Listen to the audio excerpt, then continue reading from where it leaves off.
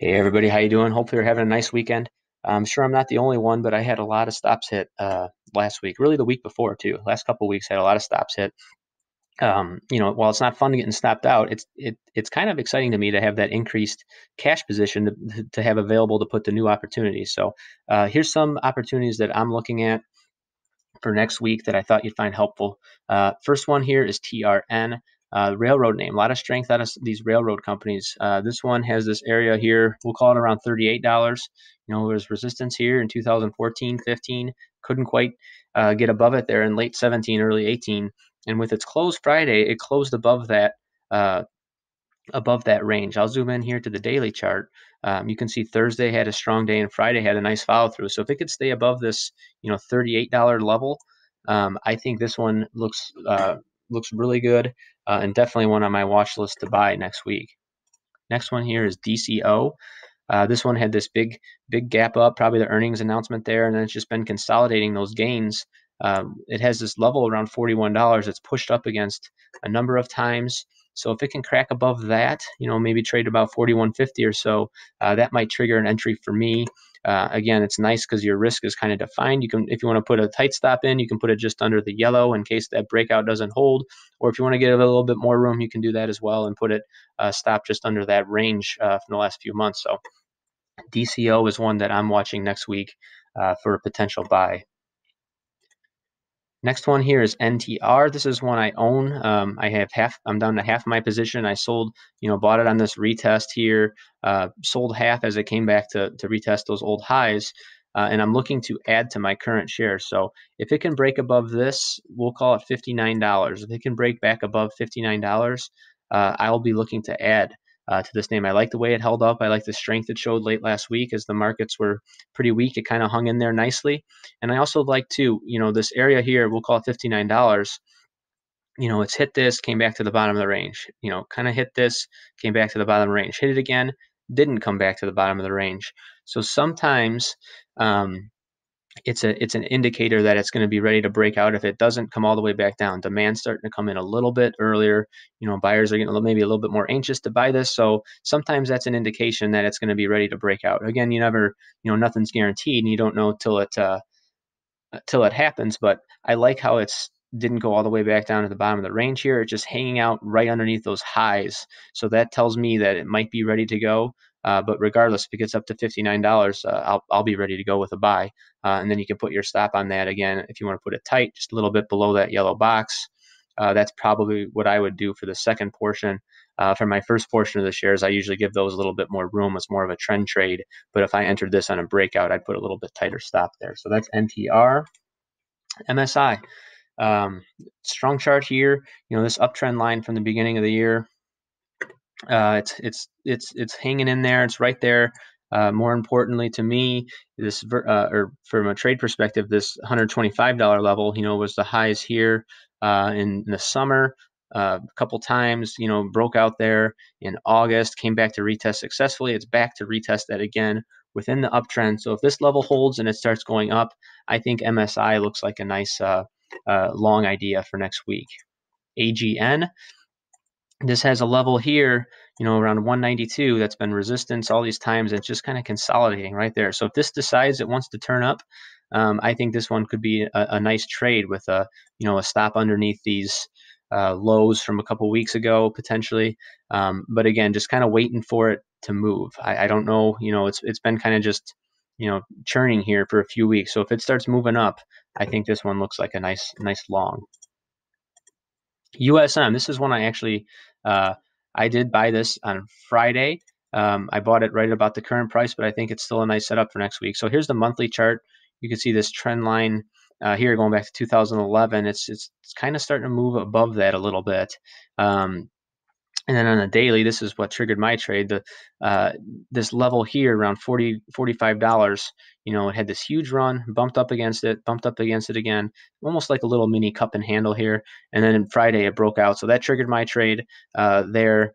I think I got it just a couple cents higher than it actually closed, but it looks pretty good here. If this breakout holds, again, you can put your stop a little bit under the yellow here and your risk is defined. So if it doesn't work out for you, which they don't a lot, you can get out with a small loss and have money left over for the next trade. So I like USM quite a bit here. I think it looks really good for next week. CHE, this one, this one's just been consolidating basically for the last 6 months, really since, well, 5 months, since late May. It's just kind of been trading in this kind of gradual um, downward kind of sideways pattern. So if it decides to change character and break out of this, it's just one I'm watching. If it could trade up, I'd look for a horizontal level here, maybe 322 or so. If it can break above that, that might trigger a long trade for me. So that's one that's on my watch list. CRM looks a lot like MSI. Um, trend line in place throughout the year, and it's coming back to test that trend line. And then most importantly to me is this horizontal level around 154 that was resistance here, broke out, turned support, testing it again. So we'll see if this holds within the uptrend. It might be a nice chance to jump into this name that's been very strong throughout the year. Run. This one here has this area around $12. You can see here it's acted as support a number of times. It's come back to retest it. Finally, last week, it actually made a kind of a more aggressive move there last Tuesday, and then it didn't quite hold. It came back to test this, so maybe not quite ready to run yet, but it's still holding this key level. So if it starts making another move like that, maybe getting above this $13 level, I think this one looks like a pretty decent trade setup. Maybe retest those old highs there from July, which would be a little under a 20% run for an initial target, but kind of an intriguing setup to me. So keeping my eye on that one.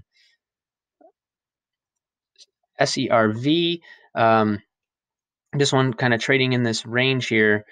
$42 was the breakout level on Friday, had a nice strong move above that. So I'm kind of just watching this one to see what happens. Maybe it needs to consolidate a little bit after those two big days, but I do like the look of this. Weekly chart just looks, just a nice, trading in this little range here. You can see throughout, most of this year, and it looks like it might be ready to move out of that range, and the daily chart kind of confirms that. So I'm keeping an eye on this one. I like it above this, $42, $43 level if that can hold. So one to put on your radar there. HIIQ, this one has this huge run up. It's been a little volatile lately, but it does have this horizontal level around $56. I'm watching that was, where it was the highest here in August. Was a resistance here, and then kind of chopped around through it. It's back above that level. It's above this little, I drew this little triangle pattern here, and it's holding the both the downtrend line from August there and the uptrend line from later in August. So it's kind of holding all these levels. So I'm just kind of watching it. If it can start showing some strength next week, I might consider entering this. Healthcare plans is a pretty strong industry. It's had a nice run the last 6 months or so, and this might be a good chance to add to this one if it shows some strength next week. If things don't go our ways next week, it's hard to tell what Monday is going to bring, but there's some stocks like Amazon here. This is just such a big time company, pretty heavily weighted in the indexes and everything, and it broke its trend line, and it's kind of looks like it's breaking this key horizontal level just above 1900, which was the highs here. Came back, acted as support all these times here. You can zoom in here so you can acted as support, acted as support, acted as support. Kind of acted as support Thursday, and then Friday kind of closed below it. So it's kind of battling with this level. If it decides to move down from here, I think that's a pretty bearish sign in the short term, at least for Amazon. Longer term, we have this area here that looks like a potential support 1625 or so, which was the March highs, May highs, 200 days. So maybe that's a decent move. That would be about a 15% move down. I'm not saying that's going to happen or not happen, but what I am saying is Amazon does not look great here, and if it doesn't start reversing quickly, it might be in for some more damage. And just because that's such a big company and a big part of the indexes, it's one I'm watching as potential short trade setup as well. So those are some ideas for next week. Hopefully you found it helpful. If you're interested, please check out ttptrading.com. It's myself and CJ Agresta. We do live trade alerts, nightly recaps, discussing our trades, trading psychology, etc. You get access to both of us. It's one low price. So if you're interested, please check that out. If not, I hope you enjoyed the video anyway. Hope you have some good gave you some good ideas for next week. So take care. Have a good weekend.